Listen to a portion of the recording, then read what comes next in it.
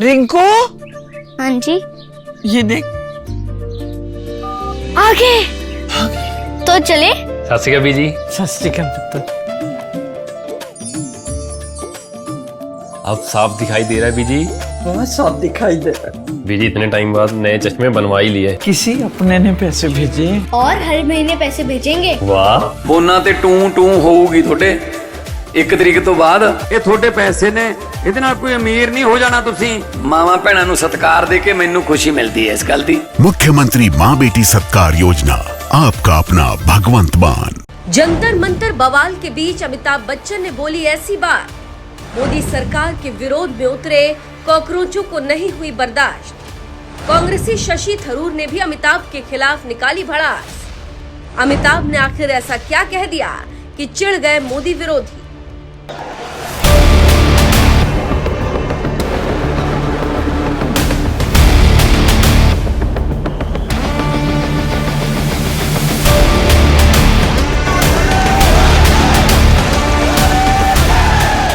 अमिताभ बच्चन, जिन्हें सदी का महानायक कहा जाता है, जो पेट्रोल के दाम भी बढ़ जाते थे तो सोशल मीडिया पर ट्वीट कर देते थे, कहीं आंदोलन पर लाठीचार्ज भी हो जाता था तो आवाज उठाते थे, लेकिन अब वो शायद मौन साध लेते हैं। इसीलिए राजधानी दिल्ली में कॉकरोच जनता पार्टी ने आंदोलन किया, भारी विरोध प्रदर्शन किया, लेकिन इसके बावजूद अमिताभ बच्चन ने कॉकरोचों के समर्थन में एक आवाज नहीं उठाई। और जैसे ही संसद कूच के दौरान कॉकरोच वालों पर लाठियां बरसाई गईं, उसी दिन आधी रात को अमिताभ बच्चन का ट्वीट आ गया, जब उन्होंने सोशल मीडिया पर लिखा, खेल समाप्त हो गया पर काम चल रहा है। अमिताभ बच्चन ने इस ट्वीट में कहीं भी ना तो कॉकरोच जनता पार्टी का नाम लिया, ना ही जंतर मंतर आंदोलन का नाम लिया, लेकिन इसके बावजूद कॉकरोच समर्थक उनके इस ट्वीट पर बौखला गए, अमिताभ बच्चन को कोसने लगे। एक सोशल मीडिया यूजर ने लिखा, एंग्री यंग मैन, कब खून खोलेगा आपका सर?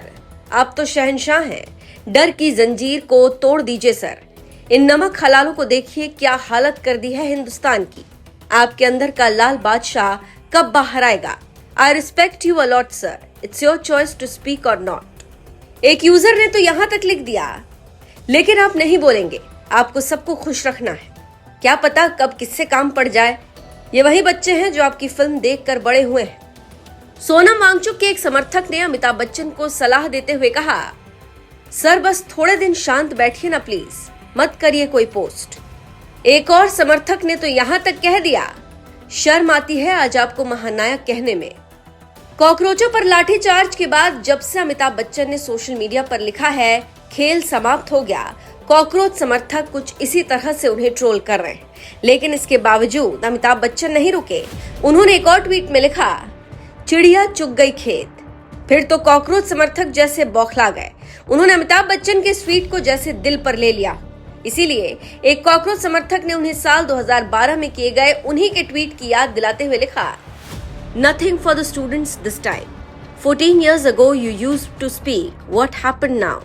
तो वहीं शशि थरूर जैसे दिग्गज कांग्रेस सांसद ने भी इसी पुराने ट्वीट को ट्विटर पर शेयर करते हुए अमिताभ बच्चन को याद दिलाया कि उस वक्त उन्होंने क्या कहा था, जब साल 2012 में राजधानी दिल्ली में निर्भया कांड के खिलाफ विरोध प्रदर्शन कर रहे लोगों पर तत्कालीन कांग्रेस सरकार ने वाटर कैनन का इस्तेमाल किया था। उस वक्त अमिताभ बच्चन ने इसका विरोध करते हुए लिखा था, दिल्ली में जो हो रहा है उसे देखकर दुख और हैरानी हो रही है। शांतिपूर्ण प्रदर्शन का सामना आंसू गैस और वाटर कैनन से किया जा रहा है। ये वही दौर था जब राजधानी दिल्ली में गैंगरेप पीड़िता निर्भया के लिए लोग इंसाफ मांगने के लिए विरोध प्रदर्शन कर रहे थे। उस वक्त तत्कालीन कांग्रेस सरकार ने विरोध प्रदर्शन को दबाने के लिए कड़ाके की ठंड में पानी की तेज बौछार मारी थी। यकीन नहीं तो ये तस्वीरें देख लीजिए।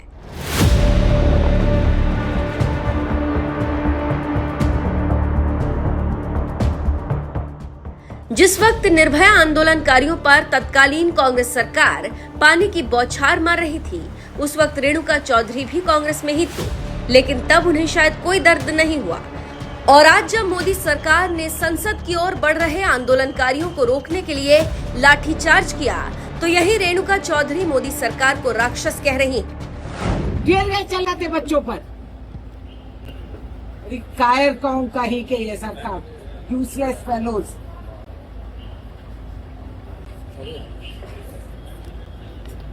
किसानों पे वाटर कैनन, स्टूडेंट्स पे टीयर गैस। वाह रे वाह, क्या ताकतमान सरकार है। बच्चों पर लाठी चलाने बस यही। डरपोक होती है बहादुरी। ये बच्चों के हत्यारे 21 बच्चे मार लिए। This I won't tolerate yes, कि बच्चों पे टीयर गैस चलाए। 20 बच्चे मार के इनका दिल नहीं भरा। हाँ नहीं, राक्षस कहीं के।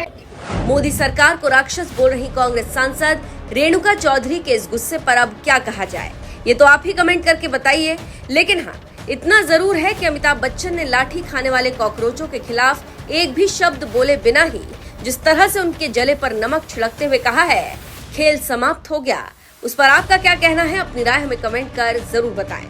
साथ ही संसद में पेपर लीक के मुद्दे पर किस तरह से सरकार और विपक्ष में तकरार हुई, वो भी सुन लीजिए।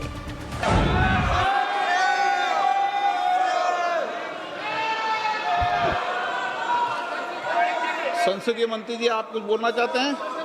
सब मैं बीएससी का फाइल मूव कर दो। सब बीएससी वाला मूव फाइल कर दो। रेजुलेशन। एक मिनट, आप क्या बोलना चाहते हैं? सर, लास्ट 2-3 आप बोलना चाहते हैं? आप बोलना चाहते हैं? Last, sir, the entire nation is paining now.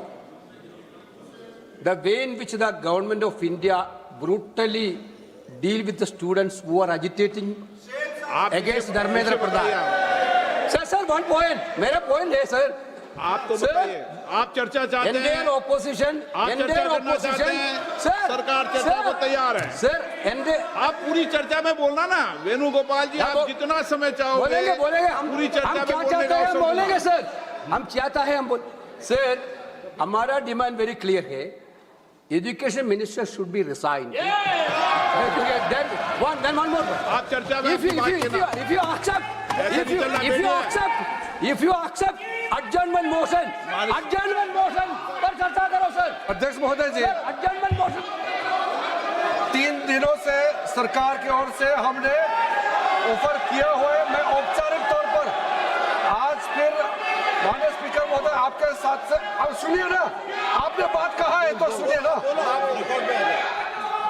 सरकार नीट पेपर लीक का चर्चा के लिए पूरी तरह से तैयार है और हमने पहले दिन से कहा है, जब चर्चा होती है तो किसी नियम के तहत होना पड़ता है और इसका व्यवस्था बनाना पड़ता है।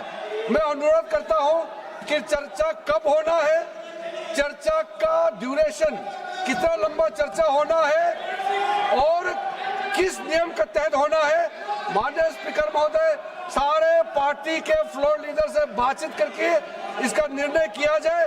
सरकार पूरी तरह से नीट पेपर लीक पे चर्चा करने के तैयार है और इस देश के युवाओं का भविष्य के लिए हम सब मिलकर के एक सार्थक चर्चा हो, ये सरकार चाहती है। अखिलेश बोलना चाहते हैं? अखिलेश जी, अखिलेश जी, अखिलेश जी,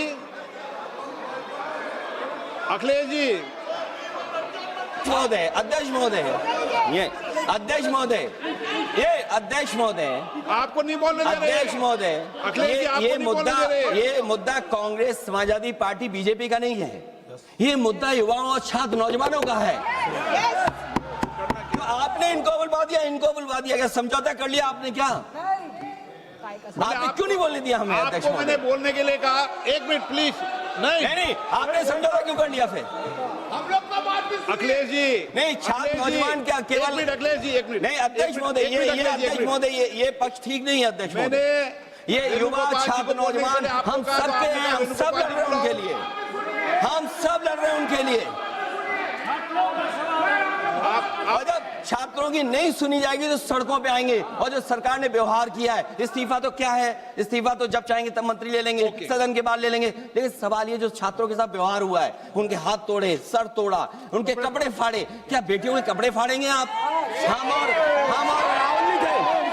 अध्यक्ष महोदय, हम मजबूरी में गए हैं प्रधानमंत्री के आवास पर। अगर आप सुन लेते हैं यहाँ पर तो हम नहीं जाते। क्या प्रधानमंत्री स्टेटमेंट नहीं दे सकते हैं? युवाओं के लिए आप बाहर बोल सकते हैं, सदन में क्यों नहीं बोल सकते हैं आप? माननीय सदस्यगण, सभी लोगों के मत आ गए हैं। आप भी चर्चा चाहते हैं, ये भी चर्चा चाहते हैं और सरकार चर्चा करने को तैयार है।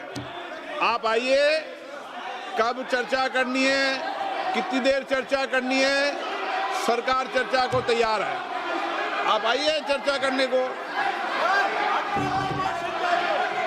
ऐसे गैलरी में बैठकर चर्चा नहीं होगी, चर्चा होगी। आप अपनी सीट पर बैठे, कितनी देर करनी है, किस नियम के तहत करिए, आप बैठिए। सरकार ने कहा है कि खुले मन से कहा है, चर्चा को तैयार है और सबका मत आ गया है। अब आपके आपस के विवाद को मैं सीट पे बैठ के नहीं मिटा सकता।